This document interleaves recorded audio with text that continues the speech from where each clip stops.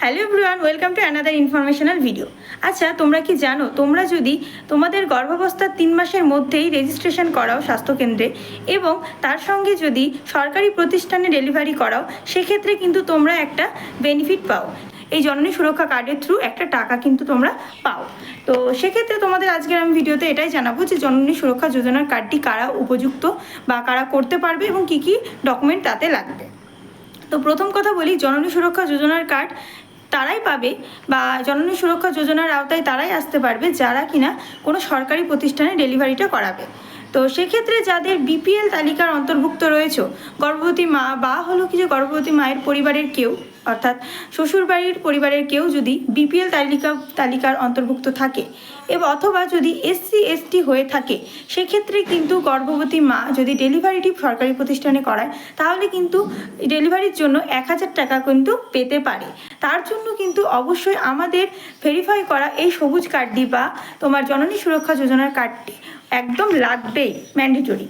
তো এই কার্ড করার জন্য আমরা ভেরিফাই করার জন্য কী কী ডকুমেন্ট নিয়ে থাকি। ডকুমেন্টের মধ্যে উল্লেখযোগ্য হলো বিপিএল তালিকা। সে বিপিএল তালিকায় যেখানে তোমাদের পরিবারের নাম অন্তর্ভুক্ত রয়েছে সেখানে কিন্তু সিগনেচার করে দেবেন প্রধান মহাশয়।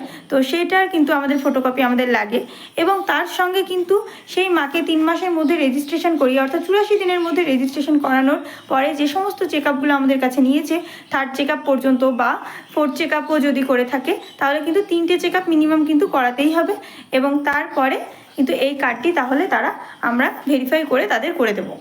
আর এই কার্ডটি তোমরা নিজের স্বাস্থ্যকেন্দ্রে পেয়ে যাবে যদি তোমরা বিপিএল হয়ে থাকো বা তোমরা এসসি এসটি হয়ে থাকো। অবশ্যই তোমরা আশা দিদিমণির সঙ্গে যোগাযোগ করবে, আশা দিদিমণির থ্রু এবং আমাদের সেন্টারের থ্রু এই কার্ডটি কিন্তু তোমরা পেয়ে যাবে। এবং এই কার্ডটি ডেলিভারির সময় বা ডেলিভারির পরে যদি তোমরা ছুটির সেই সরকারি প্রতিষ্ঠানে জমা দাও, অবশ্যই কিন্তু তোমরা এই টাকাটি পাবে। আরও একটা কথা, তোমরা প্রতিটা ভিডিওতে আমাকে প্রশ্ন করো যে পিএমবিবিওয়াইয়ের কীভাবে করা যাবে বা এই যে 21,000 টাকাটা সেটা কিভাবে পাওয়া যায়। তো আমি বলে রাখি, এখনও পর্যন্ত কোনো অফিসিয়াল ইনফরমেশান আমরা পাইনি যে পিএমবিবিওয়াই যে 21,000 টাকা যে স্যাংশন করেছেন বা বলেছেন সেই টাকাটার জন্য কী কী ক্রাইটেরিয়া রয়েছে। তবে আশা করি 84 দিনের মধ্যে রেজিস্ট্রেশন, 18 বছরের ঊর্ধ্বে মা, এইগুলো তো লাগবেই, এইগুলো তো ম্যান্ডেটরি একটা ক্রাইটেরিয়া হবে। আর আরও ডিটেলস যখন আসবে অবশ্যই তোমাদের জানাবো। তো প্রপার কোনো ডকুমেন্ট ছাড়া আমি ইনফরমেশানটা দিতে পারছি না, সেই জন্য আমি ক্ষমা প্রার্থী। আরও একটা কথা, আমি হয়তো ইউনিফর্মে নেই বলে তোমরা অনেকেই প্রশ্ন করতে পারো যে কী ব্যাপার, সেন্টারে রয়েছে তবে ইউনিফর্মে নেই। তো আমি বলে রাখি তোমাদের জন্য, আমার টাইম হয়ে গেছে, সেন্টার থেকে বেরিয়ে যাব। তো ভাবলাম এই ইনফরমেশানটা তোমাদের সঙ্গে শেয়ার করে যাই, তো সেই কারণেই চেঞ্জ করে নিয়েছি। তো সেই কারণেই ইউনিফর্ম পরে নেই। তো আশা করি ব্যাপারটা বুঝতে পারবে। আর যেহেতু এই কার্ডটা করছিলাম, এই কার্ডটা আজকে করার কথা রয়েছে, সেই জন্য ভাবলাম যাওয়ার আগে তোমাদের সঙ্গে ভিডিওটা শেয়ার করে নিই। তো এই ইনফরমেশনটা যদি ভালো লাগে অবশ্যই একটা লাইক দিও এবং কমেন্টে জানিও আরও যদি কোনো প্রশ্ন থাকে। দেখা হচ্ছে পরবর্তী কোনো ভিডিওতে। আজকে আসি, টাটা।